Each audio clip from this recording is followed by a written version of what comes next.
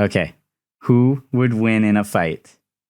Fiona Belly or Ashley Graham? And keep in mind, they're both equipped with ballistics. So this is Fiona Belly from Capcom's game Haunting Ground. Yeah, Capcom's classic, the one and only, also known as Demento. Beloved cult classic, certainly. Yeah, also known as Demento. Yeah. And then Ashley Graham from the little-known game, 4. like kind of a, you might call it cult classic, Resident Evil 4. Yeah. The opposite of a cult classic, just a normal classic. Well, we only have confirmation, at least like spoken confirmation, that Ashley alone has ballistics from Luis Serra. Since I'm not entirely sure what Luis is even saying, I think he's really the only one who can judge who has and doesn't have ballistics, because I don't know what his criteria is. Whoa.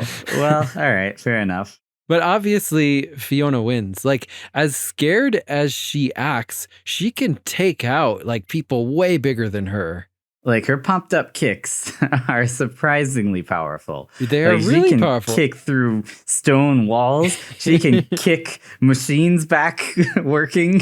She can kick doors down. For anyone who hasn't played Haunting Ground, the only thing that is aggressive that the main character Fiona can do is a small kick. Like, she's not a taekwondo expert. It's just a tiny little like you're kicking a tiny like soccer ball in front of her. She can also do like she can tackle. Push. Yeah. But yeah, for her just kind of barely even winding up and just going and kicking, they do a lot of damage. I mean, you're forgetting one major aggressive capacity that she has, which is her dog Huey. Right. Well, do they have their partners? Because then Ashley has Leon. They each have their dog partners. Ashley doesn't have a dog. Yeah, she does. Leon found him. Come on. No, only Leon. Ashley never meets that dog. So, I mean, it's a dog from their games. That is one of the theories we'll be covering today. Yes. Huey is in both games. Huey the dog. So if you don't know anything about Haunting Ground, it's a game where a young woman named Fiona teams up with a dog to get away from these terrible monsters that are chasing her down.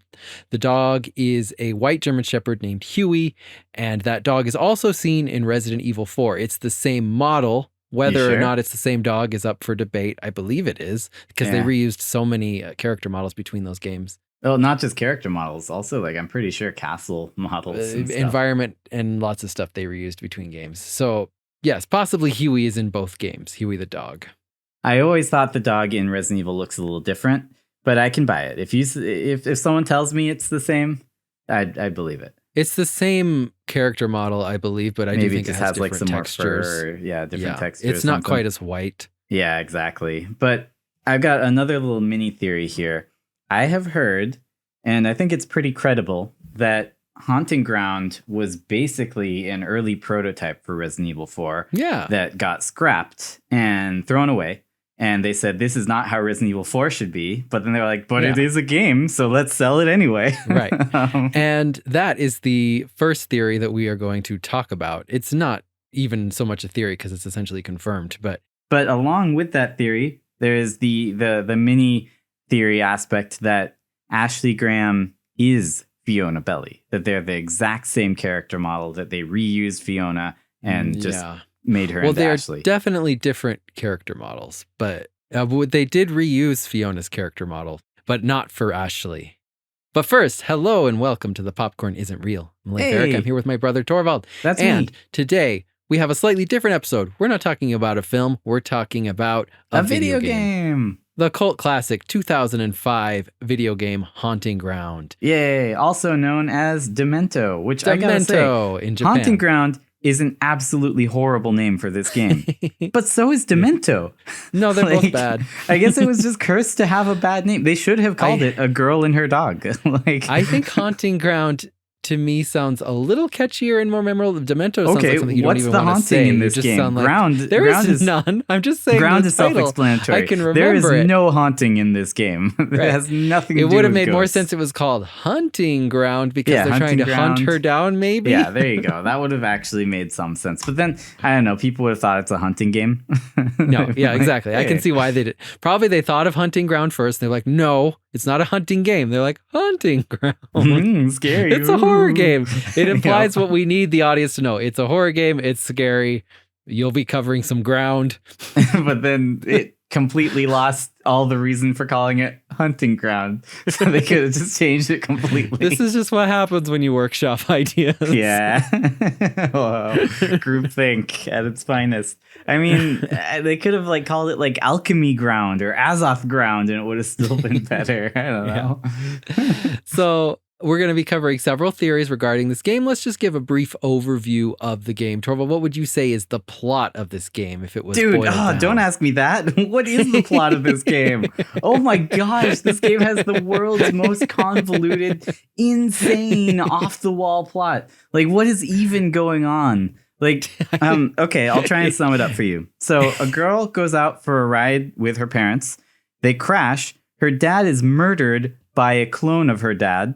She finds out that her dad is also a clone of another clone. Yes. She wakes up and she is being tormented by a gigantic disfigured man. A dog comes to her defense. She takes him down, but then is being tormented by possibly a homunculus or a artificial human. Yeah, we don't know what Danielle is. Yeah, she's the maid, and she doesn't like Fiona, so she's tormenting her now. Oh, Fiona gets away from her, and then she's being tormented by a clone of her dad, and she gets away from him, and then she's being tormented by another guy who looks just like her dad but is really old, and then she gets away, and that's it.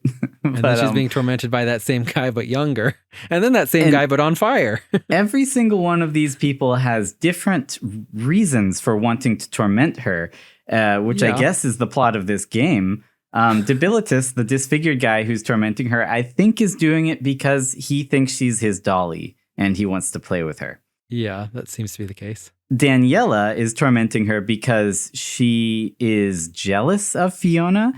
She seems to think that Fiona is a privileged little princess who is also a slut.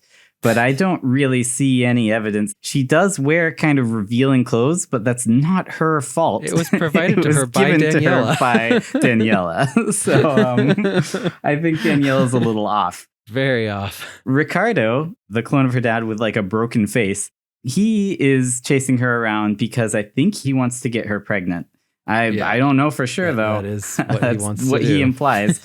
And then the final boss, Lorenzo, I think is his name. He is chasing her because he needs what's inside of her so he can be immortal. Yes. Did I get all that right? Okay. Yeah. Oh, that's pretty good. That's the plot of the game. There you go. Like, how did they even come up with this? I can't imagine being like in a room with other game developers and being like, we want to make a game where the main mechanic is that you're a helpless young person. You just can't do anything. It's a horror game, and you're unable to defend yourself. Right. And bigger, stronger people are chasing you.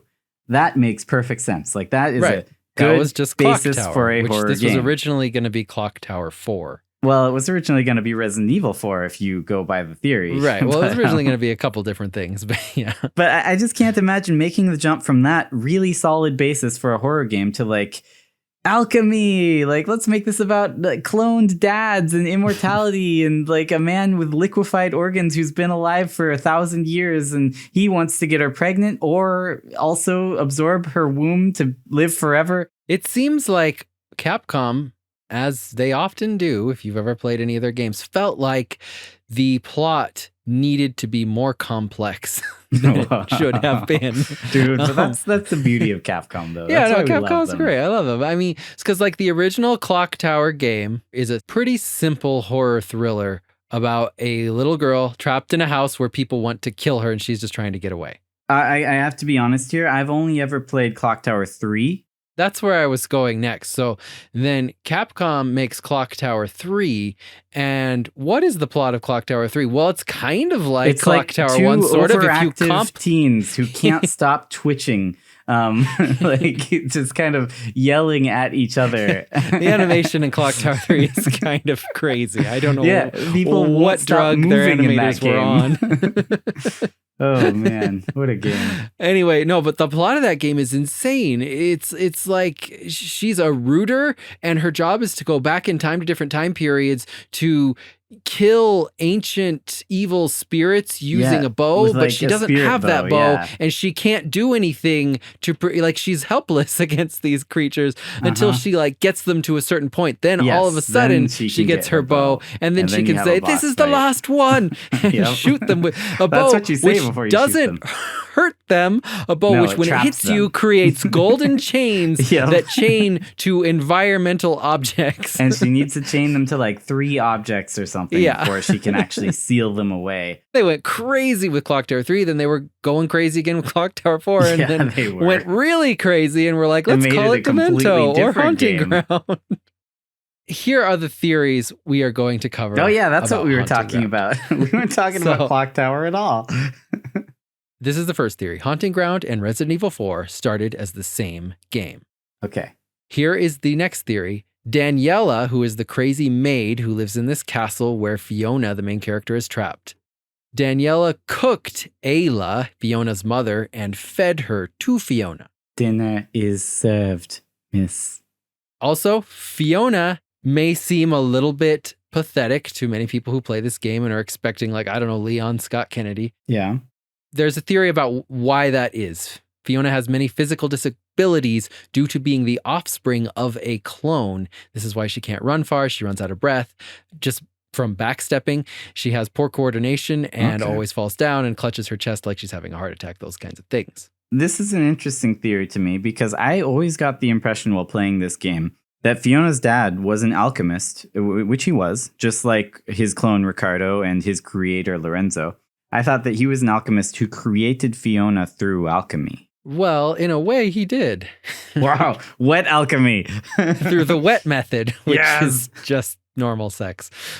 Wow. Get down to the wet method if you want. We're not As Daniella. long We're as not everyone's shaming you. consenting. You're heading down the pathway to the wet method, Fiona.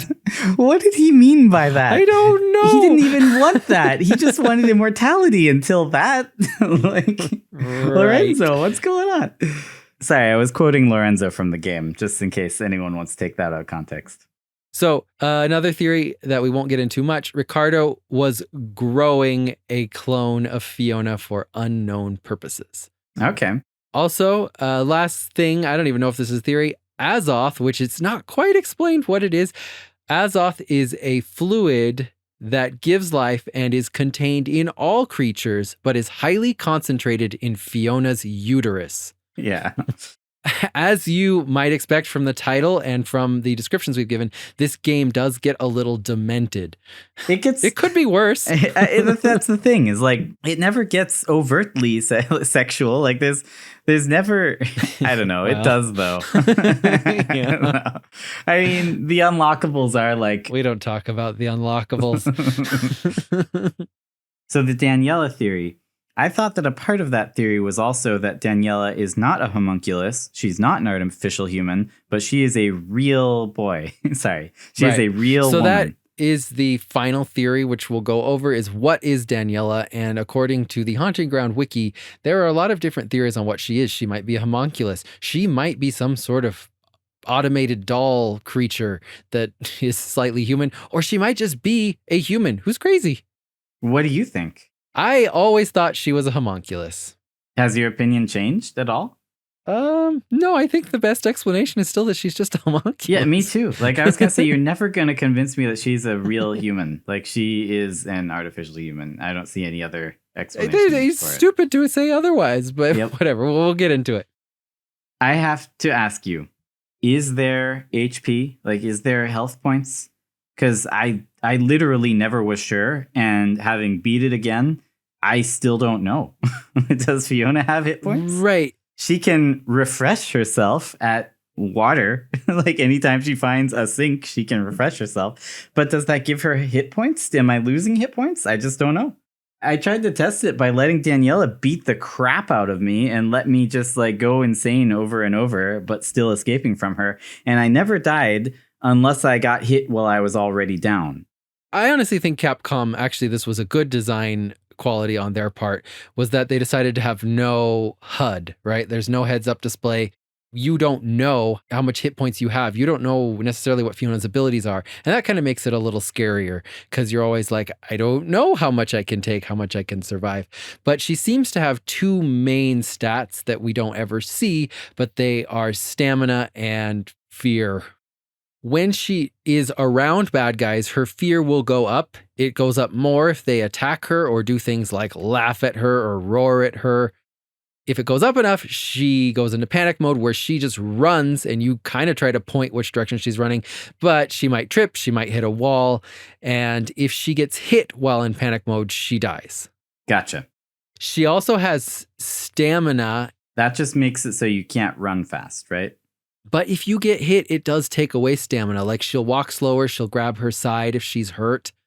And I don't know if getting to 0 stamina can kill you, but it can certainly slow you down. I definitely got to 0 stamina as Huey in the mini game you unlock after beating the game. Yeah. And I just never got stamina back ever again. And it became the most horrible experience ever.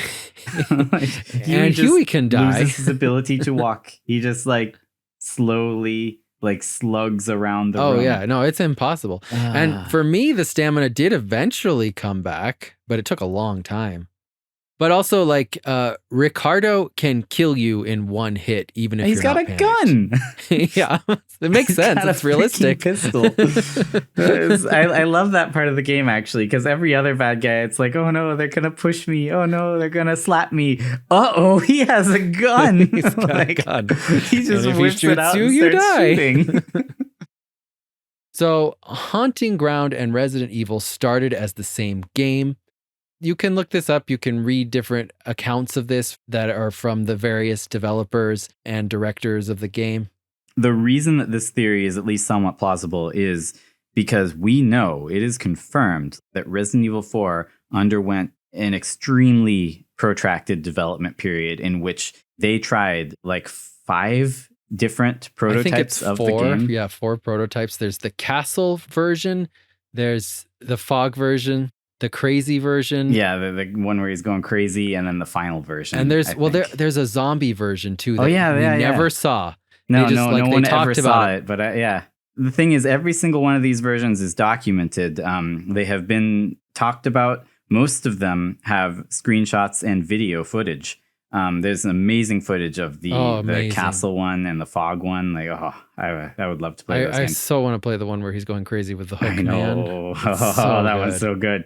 Well, like it's the perfect marriage of like set camera angles and over the shoulder stuff, because like I know they have set camera angles for a lot of it, but then when it goes into combat mode, it's always over the shoulder for the most part, which is great. And so like you don't have that problem where you're like, oh, I'm going one direction, ground problem where I'm trying to run away, but the camera keeps changing. Then I'm running the opposite direction. You're just going in circles. My point here is that we know that Resident Evil has many semi-complete prototypes that never really saw the light of day.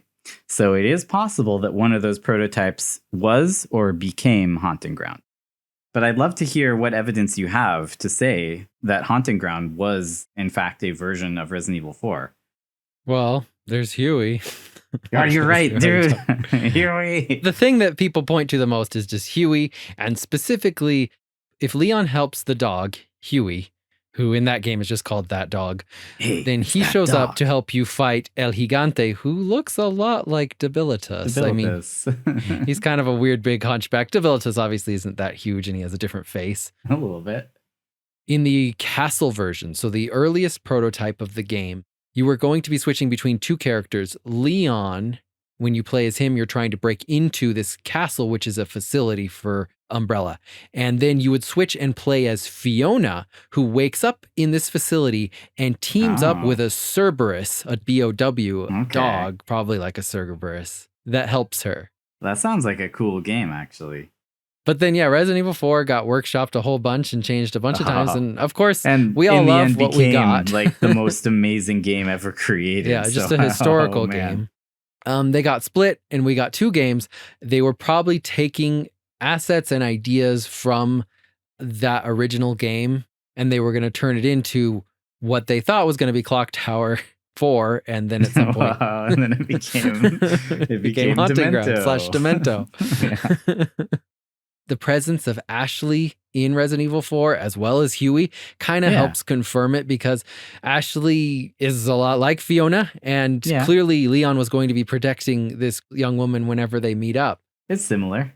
Another possible Easter egg, it's possibly pointing at someone at Capcom remembering Haunting Ground and the connection thereof, is that in the new Resident Evil movie on Netflix, not the live action one, but Resident Evil Infinite Darkness. Oh, I wish they wouldn't confuse us with so many live action and non-live action movies. Which is a strange movie. I guess we shouldn't get into it, but a very strange movie that's Do you have a not theory about Leon, really, and not really about anything except the president, this fictional president, having to make a big decision regarding war. Like, it's very political. It's kind of strange. But at one point, you do see a photo that the president has of him and Ashley Graham posing in front of the White House, and they have a dog, and it's not a German Shepherd, but there's the fact that Ashley has a dog. That, She has a dog. Whoa, maybe that's sort of a nod toward she used to kind of be Fiona sort of thing. I don't know. Well, I mean, that's not the greatest evidence, but I think besides that, there's enough circumstantial evidence there to paint a picture. I can buy it, you know? So the game starts out and she's in a cage, and I just have to say, Capcom has this amazing habit of just like going like disgustingly cinematic. Like when she wakes up, they show 3 different shots of her waking up at 3 different angles for no reason. There's no reason. And then when she finally gets out of her cage and walks away, it slows down and plays like super intense music as she walks down the hall. She's just walking, dude.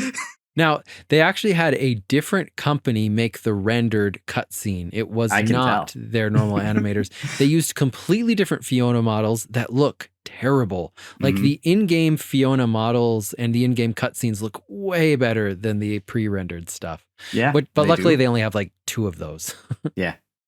So I have a few thoughts that I have to say about Fiona and just what kind of person she is. So I love this game. I've always loved this game, and I always felt an affinity with Fiona. I just always really identified with this character. Before you go too far, I just want to point out to you and our listeners, there are many people who do not love this game, who do not feel fondly towards this game. One of them may be even a host of this podcast. I love this game for what it is, but I gotta say, it can be an insanely frustrating game to play. Yeah. And I would even suggest a purposefully frustrating game. I wouldn't recommend that just anyone go out and find their nearest copy of Haunting Ground just and pull plug out it in. your old PS2 and Dude, it can be an infuriating game to play. But if you go into it knowing what to expect, you can find a really fun time, because Fiona is a fun character and the crazy story is insane. Like, it's quite the experience. You got to take the good with the bad with this game. Yeah, as you generally did with the old survival horrors. Yeah. I just think with Fiona, like, I feel like sometimes she gets a little criticized because she can't do much, and it is frustrating. And like you said, it may even be intentionally frustrating. But I also feel like it's kind of realistic. Like, everything about this game feels like, at least her reactions to the situation she's in, they're the reactions I might have. Like, she's just running. She can't do anything. She's scared. She hides. Everything is out to get her. I mean, isn't this how life feels sometimes? This actual towering giant man, like he's as wide as 2 people and as tall as 1.5 people, comes charging at you. What are you going to do? Like, you can really only run. Like, Debilitus is a superhuman. Like, what if you walk into a room and there's like an old man in a wheelchair and he falls out of his wheelchair? What are you going to do? You're going to run, because that's scary. Old man on the ground crawling towards me. Now, to be fair, with the old man, you do not have to run, and he is extremely easy to defeat. You can just kick the crap out of him. You can just kick the crap out of Lorenzo. Dude, he's full of items. You can just grab him. He's the funnest. They're called stalkers in the manual anyway, though he's the funnest stalker in the game. So a few notes on just Fiona. One criticism of this game is that she is over-sexualized, and I would agree with that criticism. Very much so, yes. And I think that is a totally legit criticism of this game. It just overly objectifies Fiona all the time, constantly. And all the characters in the game objectify her. But like, despite all that, she is a fully fleshed out, realized, interesting, and complex character who I think deserves to be looked at more than just like the lady getting chased around in a castle game. Yeah. I think that the plot and even themes of this game needed some extra work, but I like the character. I like Fiona. And honestly, Debilitus and Daniella are both really good characters as well. I don't like them as much as Debilitus and Daniella, but Ricardo and Lorenzo are also, they're interesting in their own right. I also have to say there are times where this game does sexualize Fiona just for the sake of it, which I don't particularly appreciate. No, because like it is one thing for the game to be like, she was forced in this situation. They forced her to wear these clothes. She's just trying to get away. But then you could say it's the writers who are doing those things to her. So. And the biggest criticism this game faced in this regard was the jiggle physics. Completely unnecessary, unrealistic. Yeah. Oh, it's ridiculous. Absolutely ridiculous. Like, as much as I already love it, this game would be improved so much if you could just turn off those physics. Dude, no. Turn them up. Wow. Yeah, I want them like physics glitching around the room when I enter.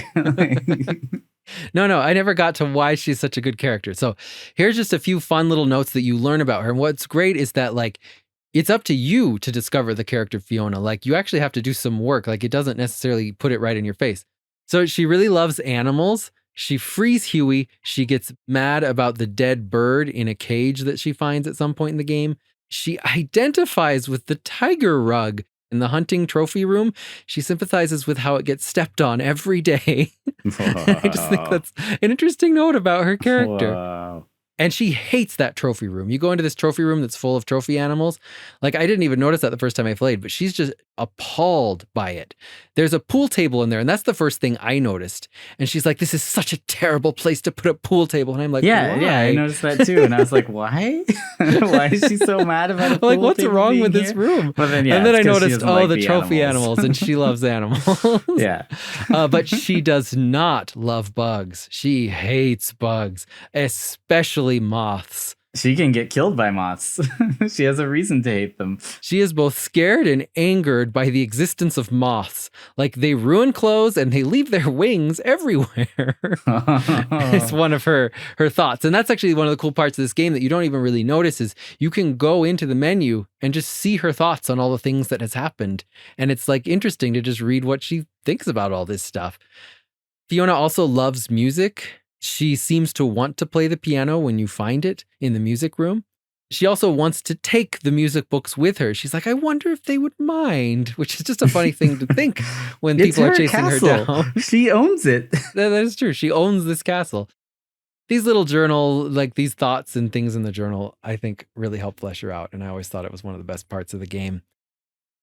So, Debilitus, what are your thoughts on Debilitus? I don't really have anything to say about Debilitus except that he's a fun bad guy because he's not really a bad guy. Like you kind of make friends with him halfway through the game and then he kind of helps you after that. If you go to his hut after having beaten the game once, he'll give you the key to just beat the game early. Just leave. So it's pretty cool, which is also my favorite ending of the game. I love it. When Fiona just like walks out the door halfway through the game and Lorenzo's like, wait, what? We had a whole game plan. Wait. Go back.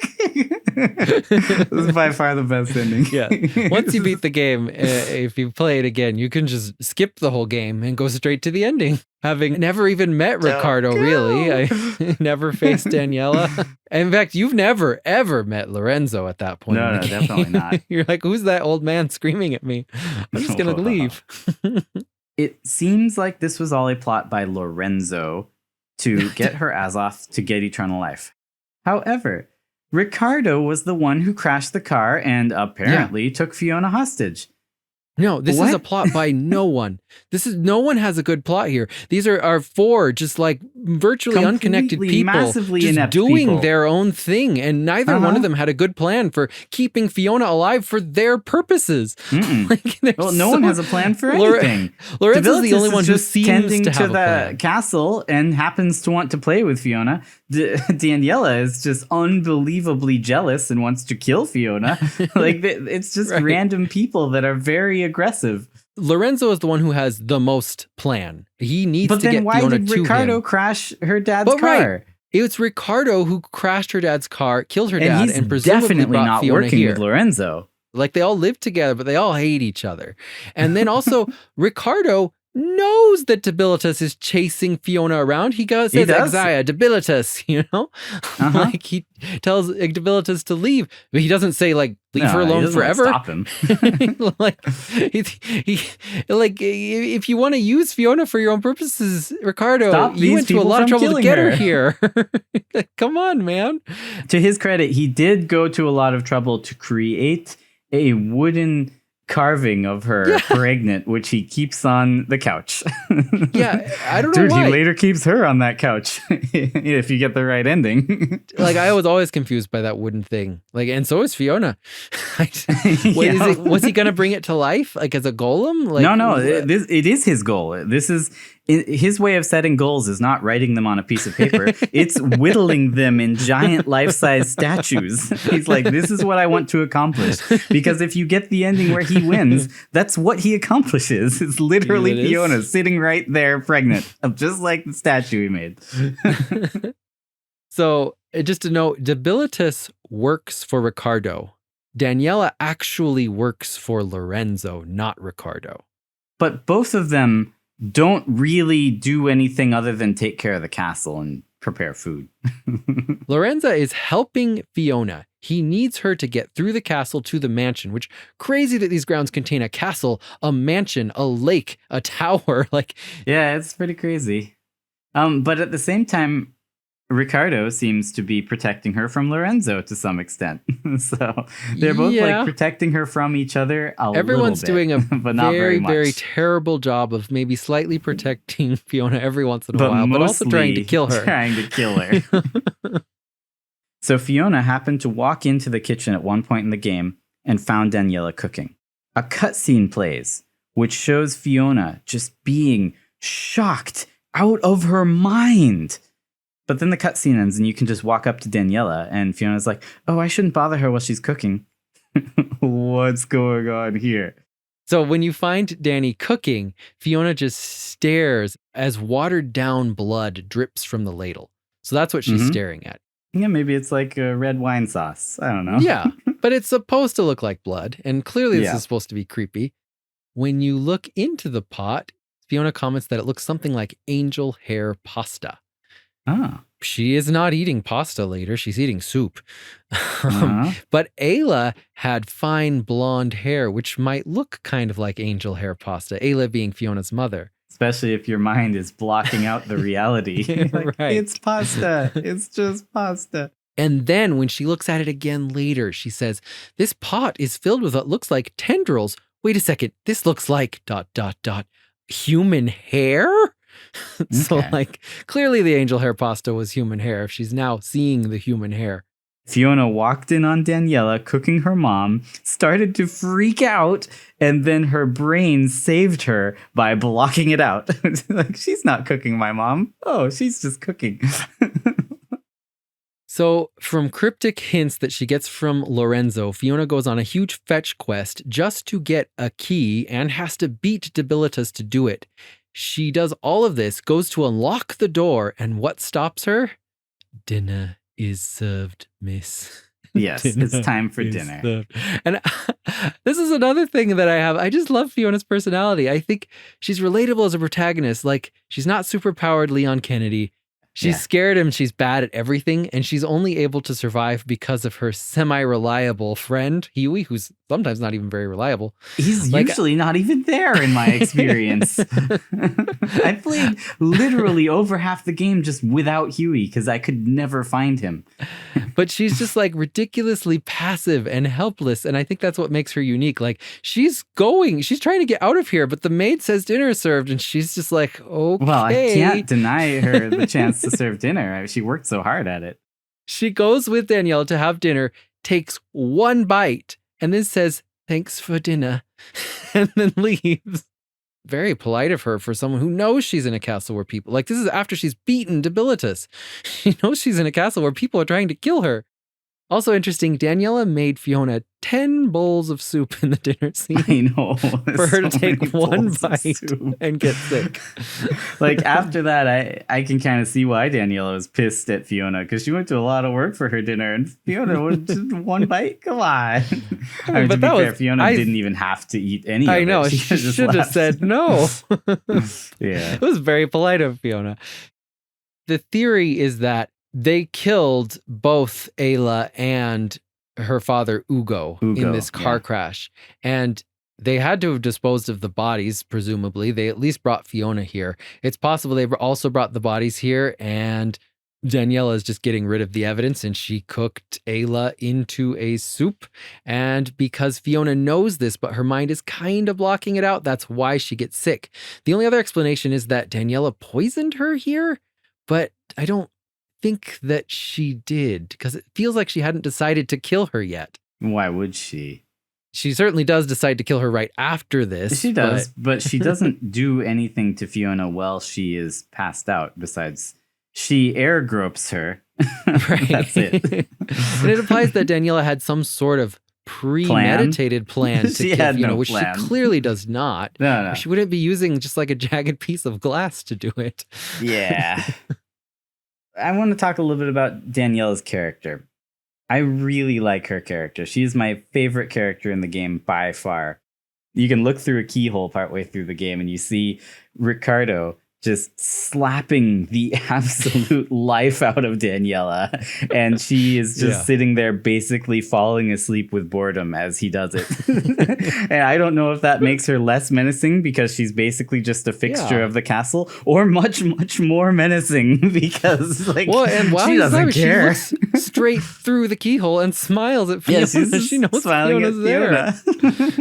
Love that scene. So she good. She clearly has superhuman abilities. And that's our next theory is, what is Daniella? Yeah. So the wiki contradicts itself several times, saying first she's a homunculus, possibly she's a doll or robot brought to life like a golem. And then it even claims that she was an orphan from a neighboring village who's just barren, who like, because one of the things Daniella says is that she can't have children. And she's mad about that, I guess. If you look at the concept art, in some of the concept art, Daniella's character actually looks a lot like an evil version of Fiona. Like she's blonde. We do later see a clone of Fiona that Ricardo has in a tank somewhere. Yeah. I think there's good evidence in-game to say that she's a homunculus. Very much so, yes. Daniella says that she cannot feel pain, which Ricardo presumably knows. So why is he smacking her? I don't know. Just for his own pleasure, I guess. I think that possibly Daniella, maybe all those things are true. Daniella is a homunculus created by Lorenzo, who works for Lorenzo. But for whatever reason, Ricardo thinks that she's an orphan who does feel pain, who is barren, who was taken to this castle. Interesting.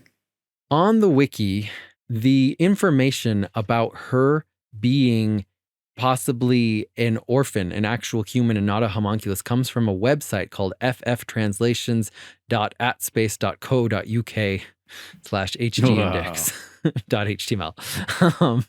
So these translations are referenced all over the Haunting Ground wiki, but the actual source of these translations is gone. Like if you trace them back to whatever this person translated, this person who goes by Belgium Tuesday, that source is now gone. I reached out to Belgium Tuesday and asked what the source was, and they were able to confirm that they're from a section of the old Japanese Demento website, which went offline not long after this person managed to grab all the stuff from it. Gotcha. This person's translations are just from the bios on that website, and they do say that Daniella was an orphan who was kidnapped and who was barren and drugged into thinking that she's a homunculus who can't feel pain. Okay. She believes, according to this, that she is a homunculus who can't feel pain and is not a complete human being. And in order to become one, she needs to steal Fiona's Azoth, which is this alchemical thing that lets you create life, I guess. But when they kidnapped her, according to this version of what she is, when they kidnapped her, they wanted her to be able to have kids.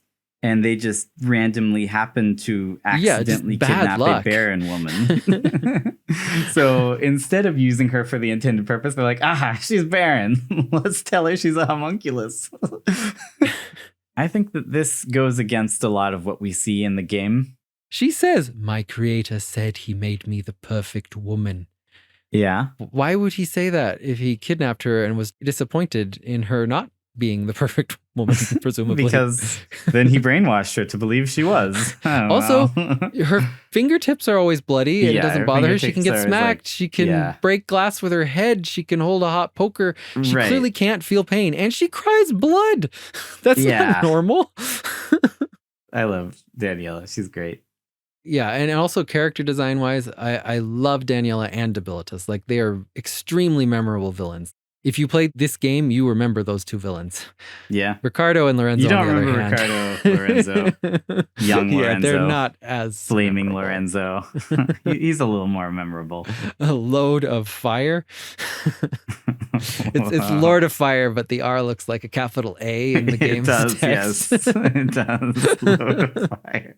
According to the wiki, Debilitus is a failed experiment of Ricardo. Yeah, that's what I always thought.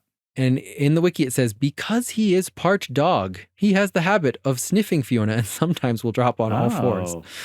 I didn't know that. So apparently he is a homunculus chimera of some sort that is part dog. Well, speaking of Debilitus, I do have to recount to you my final battle with Debilitus because I thought it was hilarious. Well, is it not entirely unintuitive? You can either kill Debilitus using a dog and weak kicks, or spare him, quote unquote, by dropping a chandelier on his head. An unbelievably heavy chandelier. Like, when I replayed this, I remembered you get the best ending by not killing Debilitus, so I didn't use the chandelier. I kicked him to death. Use the chandelier. You screwed yourself. No good ending for you. How could Fiona kill him by kicking his shins? She's got strong kicks, dude. She can kick the crap out of him, kick the life out of him. So I could not get him to charge the chandelier holders. Yeah. Because Huey kept getting in the way and then getting stomped until he died. And then when he would die, he would just lay there blocking Debilitus forever. So my solution was to purposefully just get panicked and then bash my head into the chandelier holders over and over until Debilitus was like, oh, that's what all the cool kids are doing. I'll do that too, and copied me. Like, that was the only way. That was the only way I could do it. You can kick the chandeliers down if you kick them enough. Oh my gosh, I should have done that. I didn't know. I thought only Debilitus was strong enough to do it. That's what I thought at first kicks. Too, but it was so hard to get Debilitus to break them for you. So eventually I just kicked them down. Debilitus is cool. He's a great dog man. Daniella is very cool. Why do you think she was air groping Fiona? I don't know. Is she into Fiona? Does she like her? Well, okay, we could get into that. I wasn't necessarily going to get into this theory, but some fans speculate that Daniella may be a lesbian. Evidence includes the way she touches Fiona's hand. She stares at her. She gets uncomfortably close to her. Oh yeah, dude. Dinner is served, miss. Just like inches from Fiona's face. She says it like 2 to 3 times. But not so terrified that she's going to run away. No, she's going to go eat that dinner. Like, if someone made dinner for me, it would be so rude not to just at least have one bite of those 10 bowls of soup. Here's the best evidence. One of Daniella's hiding places is coming out of the closet for Fiona. Wow. Literally. You're right. One of she her comes spots, out of the closet. She comes out of the closet. That's really good. Confirmed. I have to recount to you some more difficulties with this game that I had. How was I ever supposed to figure out that I needed to print out 3 plates with the words salt, mercury, and sulfur on them? Oh, I don't know. I've never been able to figure that out. I don't know where I was supposed to figure out those words. There are word searches. But neither of them point to those words in any way. And then, even if you have figured that out, how would you ever even think to put them in the 3 dragon statues' mouths? The 3rd dragon head is way out of her reach. I wouldn't even think of you putting literally a plate have in to there. Tell Huey to go Airbud and how would I dunk that know thing? that Huey can be Airbud? Like, this is the most insane puzzle ever. I would have looked for a ladder if I hadn't read the freaking walkthrough and been like, oh, Huey's Airbud. Okay. So Daniella teleports, just so you know. All of the Yeah. stalkers teleport, which made me so mad. You have told me that you think that the stalker mechanic works better in this than it does in the Resident Evil 2 I'll remake. stand by that. I heartily disagree. I find it just like disgusting. Like it makes me want to vomit. The fact that these stalkers do not follow any rules. They just appear and disappear as they please. Right, but they do have rules. Mr. X and the Nemesis, they always walk around within the map and are somewhere. Right, which sucks. At any point, Daniella could just decide to not exist anymore. Now I've spent all this time carefully walking through the castle, avoiding where I knew she was. Well, don't do that. That's not how you play this game. This is the reason I can't play modern chase and hide games. Like Resident Evil 2 Remake, as much as I love that game, the Mr. X parts really bug me. Mr. X is always chasing you and also always seems to know where you are. And Right, they I don't think he ever shouldn't go away. quite They're know where you always are as somewhere much. in the stupid map. And so that's what I actually liked about this game that worked really well is first of all, you hide and then when the music stops, they have disappeared. And you know you have at least 5 to 15 minutes before they will show up again. But that's what I like about Haunting Ground's version of chasing that I just couldn't do because in Remothered and in even Resident Evil 2, like so much of it is puzzle solving and exploration, which you can't do when there's always a guy who knows where you are, who's following and chasing you. Whereas like in Haunting Ground, I just hide, they go away, and I know that I can relax for a few minutes and just solve puzzles until they show up again. All I can say is that I was able pretty consistently to lead Mr. X to one corner of the police station and then lose him, go over to the bell tower, for example, where I wanted to solve a puzzle and just do it. That takes so long. In Haunting Ground, you just find a hiding place and you just stay there until they're gone. And then you just come out and you solve the puzzle. I don't know. I never had a problem with this. I always had a problem with this. I hate it. I can't stand Once you get the fairy earrings, Never got 'em. Oh, well, you got to get the fairy earrings. The it. Yeah, game's okay, really by easy. playing the insane alchemy game. Oh, Terrible alchemy game. it's so bad. Well, since we're talking about hiding, we could get into the whole Fiona having physical disabilities. So she gets sick really easily from that soup. She runs out of breath really easily. Because she's the daughter of a clone, that's why she has some weird disabilities that she's kind of inherited. There's one journal entry in the game that says eternal life was achieved through the dry method and Wow. seems to have no side effects. It also says his organs were liquefied, but Well, anyway. Yeah, it also says there are side effects, definitely. But Mhm. but in that entry, it says seems to have no side effects, implying that the wet method does have side effects. And Fiona was conceived by the wet method, which means maybe the Yeah. side effect is that she has physical disabilities. But you don't think that just means that she is Ugo's daughter? Just like straight up? Well, she is, but he's a clone. But that means that she was not conceived through alchemy. She was conceived through sex. That's what the wet method is The wet conceived method through is sex. creating a clone and then making it have sex. That's the wet method. Yes. Wow. That Why is- not just have the sex yourself? This is just sex with extra steps. I don't get it. I don't know. The dry method through which Ricardo was made into a clone and conceived does have side effects in that your skin cracks, which is why Ricardo's face is cracked. Oh, he's But it too doesn't- dry. He needs some lotion. Yeah. It doesn't seem to have physical disabilities. Like Ricardo doesn't run out of breath and he doesn't panic. His heart rate doesn't seem to go up. I somehow didn't get that. So Ricardo was made with the dry method. Yes. How was Ugo made? I don't know. The dry method? It seems like it would have to be the dry method, but he seems to be a more perfect Maybe he just clone. moisturized. Like Yeah. he used lotion. Because he met Ayla and she taught him about lotion. Yeah. She wasn't a complete weirdo like Lorenzo. She actually taught him how the world works. So the snuff film scene. Fiona plays this film, an actual film reel that she finds. And it seems to show security camera footage of her being brought in and also her being chased moments before by Daniella. Seconds before, yes. Now, this is recorded on actual film. Security cameras do not ever have actual film. It doesn't make any sense. Actual film can only go for like 10 minutes because that's how long a reel is. If you make it longer, the reel just starts to get huge. There have been security cameras for a long time, and actual film was the only option for a long time as well.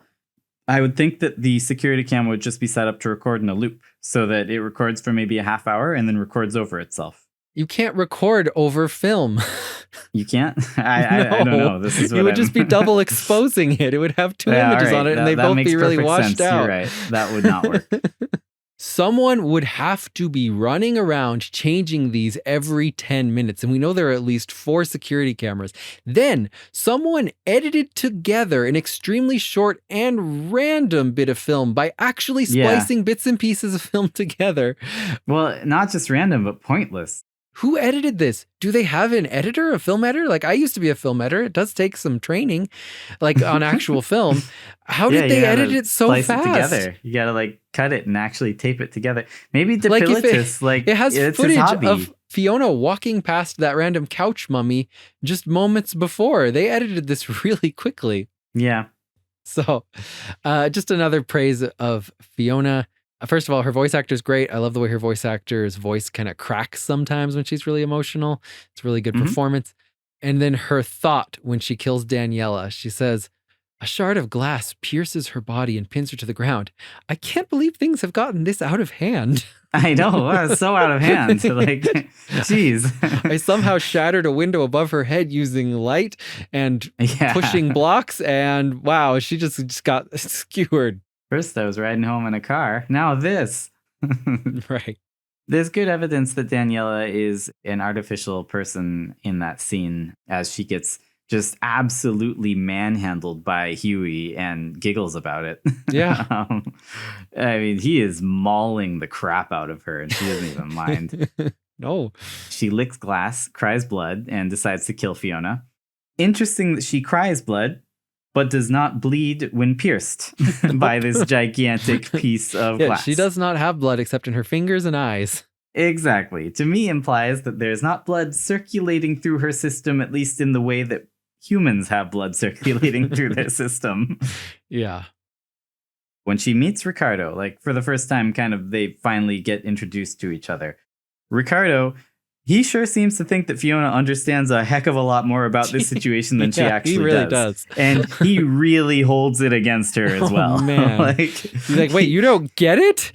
You mean you've just been running around being chased? It's more like you do get it, and I'm mad at you because of your decisions, because I know you understand this. Like, she doesn't even know what she's doing here and just wants to go home. And he's all like, "But you are home, miserable wench." Like, you know you're home. What are you talking? Like, Fiona. He seems to think that she's like rejecting him and the castle because she's like, "I just want to go home." And he's like, "You know what you've done now. Like, this is your home. How dare you?" Oh, Ricardo, you're crazy. When she gets out to the forest, I love how the first time she sees the sundial, she explains in detail what a sundial is. It's a clock. And doesn't use it to save. But then if you check it again, she's like, "It's just another clock." And then it lets you save. Yeah. So yeah, you get to the forest. Huey. And Huey gets hurt. And then Fiona gets kidnapped. Dude, did he come save you? He didn't come save me. I don't know why. Oh no, are you kicking Huey a lot? Oh no, how do you know? It was a secret. Yeah. No, it is incredibly difficult to get Huey so mad at you that he won't come and save you. You have to abuse the crap out of that dog. It's hard to get the bad end. It is very hard to get the bad ending. I didn't actually. I like how the quote unquote water tower that you get to, as Lorenzo calls it, is not a water tower, but a tower in a lake. It's not any. Okay, if you mean a tower in the water, then yes, it's a water tower. Right. It definitely does not hold water. But yeah, you wake up and hopefully Huey saves you, unless you were really, really mean to him. You were able to put together the puzzle on the top of the tower, right? No. So all I have to say here is like, seriously? So I get all the way to the top of this stupid gigantic tower with an invisible man chasing me the entire time. It's so hard. Only to find out that I need a wooden figure, which is for no reason placed at the bottom of the tower inside of a pipe that I apparently can break by kicking it. You don't know you can break those pipes. I wouldn't have even known it. I wouldn't have even known it existed, let alone that I can break those pipes. I had to go if I hadn't read a guide so many times. It was ridiculous. That's a huge tower. So luckily, beating Ricardo, at least for Is me, the was easiest the boss easiest fight thing in the on game. planet Earth. Well, Ricardo falls down. He dies. And when you come down, he is laying there essentially in a very neutral, almost T-pose position, like they just placed his 3D model there. But when Fiona looks at him, she says, his limbs are twisted into unnatural positions, saying about the man who is lying peacefully on the ground. That's an easy way to not have to animate it. Like, if we tell the player, they'll see whatever we say. Well, we're about to meet Lorenzo, who, he might be the greatest stalker in the game, actually. He's just a disabled man. He is. He is a very old man. He chases you, but you can just kick him in the face until he stops. And then the next time you meet him, he has become a slightly less old man. He's still pretty old, but he can walk around and he looks a lot more like Ricardo and your father, Ugo. What happened is that he's been slowly using up all his Azoth to stay alive. He has virtually no Azoth left. You don't know this until you play through the game a second time, but there's an extra cutscene the second playthrough. After you kill Ricardo, he crawls up to Ricardo and sucks the Azoth out of his mouth. Whoa, okay. He gets Ricardo's Azoth, and that's why he starts to slowly de-age until first he looks kind of like an older version of your father, and then he turns into like a sexy anime boy. This is the only game I've ever played where the big bosses of the game de-escalate as you go through the game. Like, the very first boss is the toughest, most imposing, most dangerous, gigantic brute. Second boss is like an incredibly dangerous glass-wielding woman who seems less powerful than Debilitus. The third boss is just like a scrawny loser guy, but he does have a gun. Third boss is a crawling old man who can barely keep up with you. Yeah. Like, I always thought that was fun. Like, Right. It's like each one is less powerful, and yet Fiona's just as scared of them. Right. We know that Fiona is like, she's just a really scared, like, pushover. If anybody acted even remotely not crazy, she would probably just let them put her under anesthesia and extract the Azoth and get it over with, right? Like, all they need to do is just like act remotely normal, like Daniella when she said dinner is served. Like, that got her to do it, you know? Yeah. The rest of this game consists of you blowing up Lorenzo and then going somewhere else, and then do you like blow him up again? I think I don't remember. Yeah. Basically, you end up going into the lava room. So Lorenzo gets burned. That does not kill him. He chases Fiona down, and then his arm falls off. Does he die here? Yeah, I think after he falls into the lava, Fiona says no one could survive falling that far, and it wasn't that far of a fall. It's just that it's into lava, Fiona. Fiona, she observes the strangest things about situations. But anyway, yes, so I think he was going to die anyway. It's just that he has so much power at this point that his crazed obsession was pushing him forward as the load of fire. And then you reach the final boss of the game, which is a statue running away from flaming Lorenzo. Right, but that's not the final boss. The final boss is that statue. Yes, the real final boss is... So a statue falls on her, and you have to mash X in order to get her to push it up very slowly. Honestly, I don't think you mash X. I think you mash square and circle. Mash whatever you want. It's just kind of an odd thing, because like, if this statue is not so heavy that she can't hold it and push it up, she could just move out of the way. Let it fall, Fiona. No, you got to put it back. Like, you got to understand how proper she is. Anyway, so the best ending that you can get is Fiona. She's really just so nervous that she can't get the key in the lock. But there's a dog there. Huey calms her down. And then also, Debilitus is happy. Yay! And they bow to each other. There's a moment of mutual respect between her and Debilitus. But you know, I mean, as scared and pathetic as Fiona may sometimes seem, she murdered 3 people and got out of it alive. Yeah, 3 or 4 hopelessly inept, completely insane people. Yeah. Okay, let's sum up the theories. So, is Daniella a real human being, or is she a homunculus? She's a homunculus. She's a homunculus. Come on. Did Daniella cook Ayla and feed her to Fiona? She cooked someone. I mean, might as well be Ayla. Like, we don't. Yeah. What dead bodies were there around for her to cook? Ayla and Ugo. Right. So it's got to be one of them. Was this game a failed Resident Evil prototype? Yeah. I mean, Resident Evil has so many failed prototypes. Do you think that Fiona had physical disabilities just because she's pathetic or because she is the daughter of a possibly disabled clone? Yeah, no, I think that makes the most sense in context. So I have one last question for you, just in general. What do you think of Huey? What do you think of the dog mechanic of this game? I really That's kind like of its it. big I gimmick. mean, I don't know. He's not always obedient, but I like working with Huey to take down these big enemies. Like it can be fun after a while. I agree, and I think it's a good mechanic, and I think there should be more games like for example, Fallout 4, they give you a dog. I never felt like that dog was even part of the game. No, like, you can't do anything with that dog. But like Huey is like, oh, I need Huey. Yeah, Huey is it's central like, to the Aggro! game. He's your only companion, right? Like, he's the only thing there for you, and he is like Aggro from Shadow of the Colossus. Like, you're just like, running you're in this empty where world are you, Huey? where everything is intimidating and out to get you, and the only one who wants to help you is Huey. And I like it. I think it's cool. Or play a game as Huey.